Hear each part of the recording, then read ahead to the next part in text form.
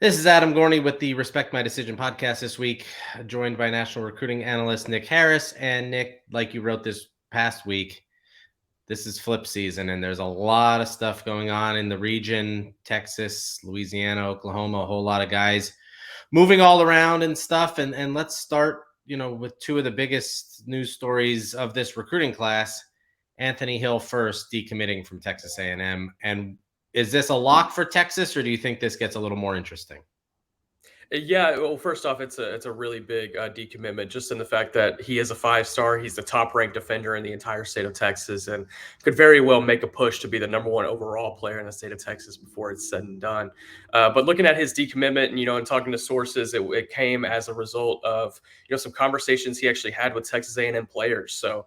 That's definitely, it kind of speaks to a lot to where that program is at right now. But kind of looking around at some contenders that could come into play. Obviously, Texas is the immediate front runner. I've already entered my future cast in favor of the Longhorns. I think he's going to draw this out closer towards signing day, but I just find it really hard to believe that he ends up anywhere else other than Texas right now. I can see USC, LSU, and Oklahoma trying to push for a visit later down the stretch and maybe get him in for a visit in December during that December visit period. But all of my money right now is probably with Texas. Yeah, that's an interesting comment that he talked to Texas A&M players and then decommitted. So I don't know if he was talking to Denver Harris and Chris Marshall and those guys. I don't know who he was talking to, but certainly there are issues in College Station. I think you see it every week. I think Jimbo's trying to figure it out, and it has not been going well.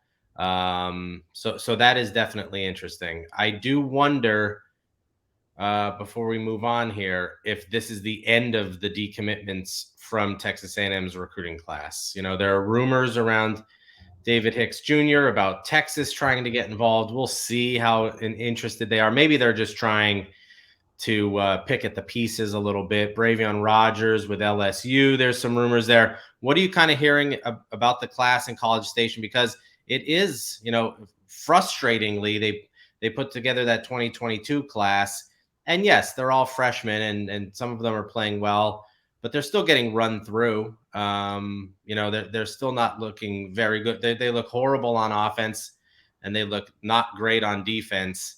That has to be concerning to some of these guys who really do have NFL potential down the road. Yeah, for sure. I mean, Texas A&M was selling that this season was going to be a breakout year for the Jimbo era. Even more success than they found in 2020 when they were able to make it to the Orange Bowl, I believe it was, when they played North Carolina. It was a New Year's Six Bowl. That's all I remember. But they were selling that this year was going to have even more success than that. Started the season ranked as a number 6 team, and then since then it's just kind of gone downhill. And looking down the schedule, they have to win out to even make it to a bowl game, and it's a tough road. They have to go to Auburn this upcoming weekend. They'll have UMass at home, which we would assume is an automatic win, and then home against LSU. So, winning all 3 of those games is definitely a tough task, especially given the context of the season and how it's gone. And, recruits have definitely taken notice of that because it's not what they were, told as to what would happen this season. And there hasn't been much development with players, and most of that freshman class is kind of been all over the place as well. A couple of them are even off the team. So, kind of a lot of concerns just around the program when talking to recruits.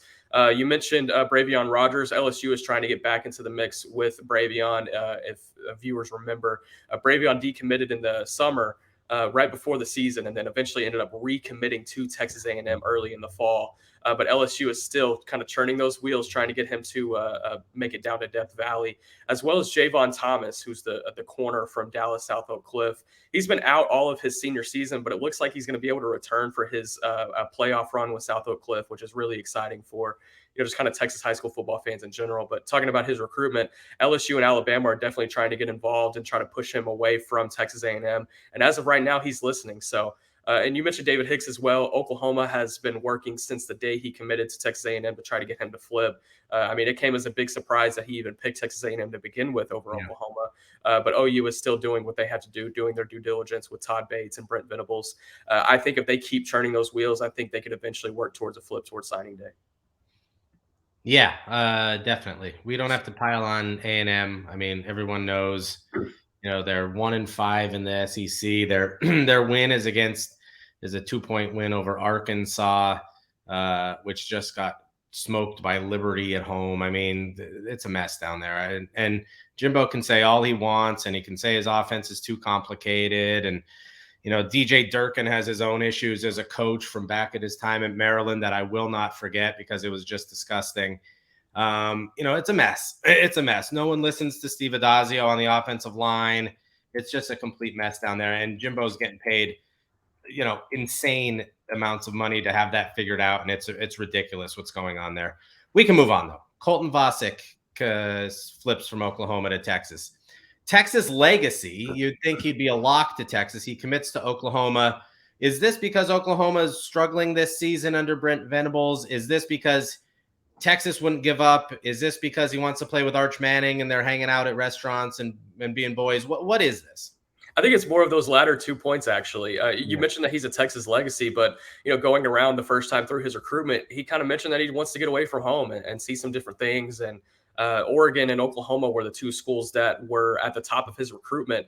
If we go back to the spring, right before the summer visit period, and they were kind of a runaway favorites, those two schools. It was going to come down to one of those two. Maybe Oregon had the slight lead at that point, but then going into his official visit season in June, Texas was able to work in a midweek official visit, got him in by himself. It was a solo official visit. He was the only recruit on campus, and that official visit went a long way towards what eventually happened this week with him flipping to Texas. But even in his first time around with his commitment, when he committed to Oklahoma, that very same day, defensive coordinator Pete Kwiatkowski was on Colton Vasek's line, and they've maintained that communication since. They've shown up to multiple games of his. And even last week, right before he made the flip this week, he snuck in for a practice visit, which wasn't reported anywhere. He didn't want it out anywhere. He was very meticulous about how he wanted this thing to be reported and how the flip kind of came about. But he came in for that midweek practice visit last week, and that was what eventually started getting the wheels turning, and what eventually happened on what was that, Tuesday. And Arch is having a great senior season, but he's also sort of recruiting behind the scenes in his own Arch Manning way. I talked to Deuce Robinson's dad about this, and he said that Deuce has the best relationship out of any of the quarterbacks of the schools that he's looking at with Arch Manning. And it's not out front. It's not just constant, but he is getting a little Instagram friendly with trying to be a little more forward in recruiting guys. How's that working? And it does seem to be resonating with the guys that Texas wants. Yeah, and this has gone back to when this current class were sophomores. Arch Manning has been developing relationships with guys that he's wanted to team up with for a long time. And the word that I've heard from multiple recruits is authentic, and just kind of how he approaches his relationship building. He's really solid with it, almost as if he was a recruiter. I could see him being a college coach way down the line and recruiting guys to whatever school he is at. But that's been really big for Texas since he has committed to Texas. With Anthony Hill, he has been on his line as well for a long time since they made that visit to Texas back in, that would have been June of 2021. So, and then Colton Vasek, they have a really good relationship that has been built over the last few months. Whenever Arch came in for the Iowa State game in mid-October, Vasek made it in, which for Oklahoma commits, it's a no-no to go visit other places while you're committed. And he made the trip up to DKR and chopped it up with Arch, had a really good conversation with him. So Arch has been doing a lot behind the scenes to try to build this class for Texas, and I think it's helped them quite a bit. Let's move on to some other names because there's a tremendous amount of them. Javian Toviano. Now, it feels like LSU is almost a lock here. I saw some video of him waiting to storm the field last week, and he was pumped up that they beat Bama and all that kind of stuff. Then he's visiting Texas this week. So what's going on there? And again, here's a kid that is very difficult to read just because he doesn't talk a lot. Yeah, absolutely. If anybody tells you that they know exactly what Javian Toviano is going to be doing, they are lying to your face. But yeah, he's a tough one to read, and honestly, that's credit to Javian. He keeps everything close to the vest. He tries to throw reporters off. He tries to throw fan bases off, and so I question the word lock when it comes to LSU. But when these kind of recruitments do come around, the best intel that we can get is from other sources, and also his actions. He's made 2 trips to Death Valley this season. That's more than any other program he's visited. And he's had really good interactions with the LSU staff on those visits. There's actually a video that's been circulating on Twitter of him having a 3-minute conversation with Brian Kelly before the game on Saturday, and then obviously the video of him storming the field after they beat Alabama. So LSU has obviously done a lot in this recruitment to emerge as the front runner, but they're going to have to weather off some contenders down the stretch.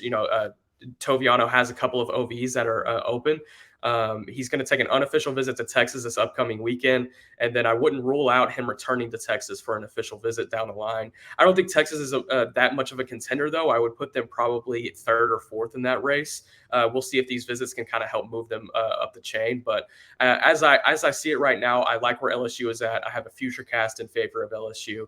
I think he eventually ends up signing with the Tigers. Yeah, a lot of credit to Brian Kelly and what he's doing there. There were so many questions about if this Midwest guy who spent his whole life there can come down to the South and recruit and do all these kinds of things. And he's done a tremendous job. He beats Alabama in year one. He has the cojones to go for two to win the game. I mean, that could have been very deflating if they didn't score there. It wasn't really an incredibly inventive play either, and they still scored and beat Bama. I think he's been doing a tremendous job there, recruiting in the state, obviously, but recently going to Georgia for DJ Chester, flipping Christian Brathwaite. So very good job for Brian Kelly, who has been on our signing day show. So obviously I have to give him credit for that. Peyton Bowen. Now let's talk Peyton Bowen, because there are reports that he is going to Texas this week. There are reports that he's not going to Texas this week. There are reports that he's now locked in with Notre Dame after being up there for the Clemson win. What's the story here? Yeah, this is another one that's kind of all over the place, and it depends who you talk to, when you talk to that person. But based on the latest intel that we've been able to gather in the last couple of weeks, well, starting with the Texas visit this upcoming weekend, he initially planned on being in Austin for Texas game against number 4 TCU, but he had a family commitment that he kind of forgot about. So once he had said that he was going to visit, he had to retract and say that he's not going to be visiting this weekend. We'll kind of see as the days get closer. Maybe he's able to free up and make it to Austin, but as I see it right now, he will not be in Austin this weekend. But looking around at his recruitment, Oklahoma and Texas A&M have been pushing for much of the fall, but as Texas A&M season has kind of gone downhill, Oklahoma's has kind of rebounded since their midseason slump. Oklahoma has kind of emerged as the front runner to flip him from Notre Dame. Oklahoma's doing fantastic work in this recruitment, and despite that little midseason slump that they've had, I think the Sooners are still just as hot in this recruitment. Granted, Notre Dame made a big impression this past weekend, having him back in South Bend for their win against Clemson. They're doing their best to try to keep him in the fold. I mean, he's one of the best defenders in the entire country that you can even speak to, Gorney. He's had a fantastic senior season as well. So it's going to be an interesting recruitment down the stretch. But if I had to put any money on where I think he ends up, I think he signs with Oklahoma on signing day. But I think it's close. Yeah, that's interesting. And he and Caleb Downs we do rankings in a few weeks right before Thanksgiving, and no promises here, but they are definitely both on 5-star watch. I think Bowen has been so good this year. He hits, he's just phenomenal. And there are just guys in some classes that just make plays constantly. And he's just unstoppable on that defense, and is just a phenomenal player. And whoever gets him is gonna have a really special guy. Two more guys, Kedrick Risano. The C is silent, just for fans out there that are saying Riscano, who I think we actually have a little underranked. He has been very good this season. Had been committed to Michigan State for a long time, went up there and loved it and kind of committed and then stayed committed.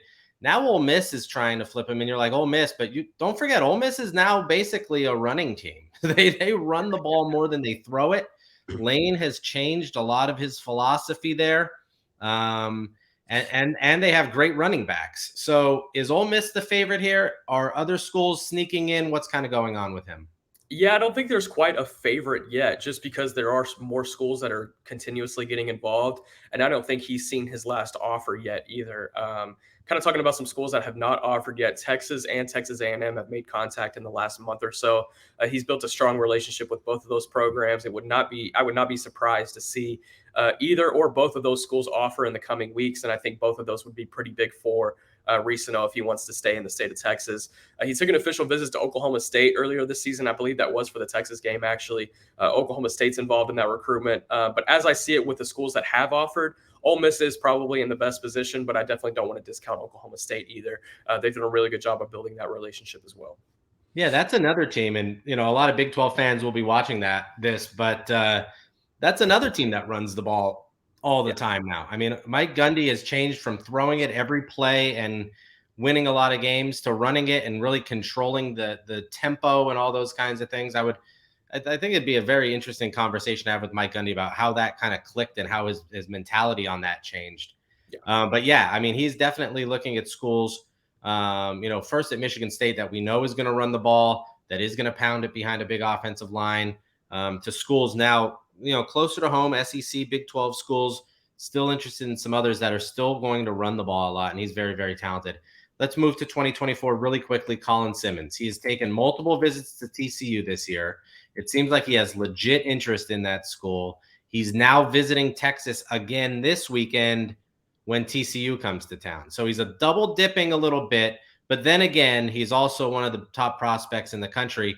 We had him number one in the class. Dylan Raiola is super special and looks like Patrick Mahomes, but Colin Simmons is friggin' good off the edge. Yeah. Yeah, 100%. One of the best pass rushers in not only the 2024 class, but in the entire country. Had the pleasure of seeing him earlier this season against Waxahachie, which is a very good district opponent that they do have. And they have some beef up front. And Colin was not bothered by that. He was able to get around and use a variety of moves to get to the backfield, whether it be to the quarterback or to any ball carrier that was coming out of the backfield. But looking at his recruitment, I think there's probably a group of 4 schools that are at the top. You mentioned a couple of them. LSU, I think, is probably number one right now. TCU, Texas, and Alabama make up the rest of that group in no particular order. I think he's going to end up at one of those spots if I had to put money on it today. But you mentioned TCU, and this is something that I kind of found interesting when I learned about his TCU interest. And this was back in the spring. I was at the South Oak Cliff spring game, and he just happened to be hanging around on the sideline scouting his future opponent. There's a lot of kind of beef between Duncanville and South Oak Cliff down there in the southern part of Dallas, and he's kind of getting some scouting and looking at some guys. And I was like, "Hey man, you got time for an interview?" And he's like, "Yeah." And so we knocked it out. He was wearing all TCU gear that day, and he was just sitting there talking great things about Sonny Dykes and the defensive staff at TCU. And then obviously the season they've put together, he's really liked what he's seen. So I think TCU is definitely right in the square mix of this recruitment. He will be in Austin this weekend, and Texas themselves are a contender. Their director of high school relations, Chris Gilbert, is also from the same area of Southern Dallas, and he does a really good job with bringing in a lot of those guys from South Dallas into the Texas class. Last year, he was really big in their recruitment for Cameron Williams, Devon Campbell, Savion Red, a lot of Southern Dallas guys, and he's working to keep that going in 2023 and 2024. So Simmons has a really good relationship with him. But LSU, he's taken multiple visits to Death Valley. He's really liked what he's seen from them this season. I think there's going to be a lot of kids from 2024 in the state of Texas that end up going to LSU. I think it's going to kind of surprise a lot of people about how Brian Kelly can recruit from across state borders. I think it's going to be really interesting. Awesome. That is National Recruiting Analyst Nick Harris. I'm Adam Gorney, and that is the Respect My Decision podcast.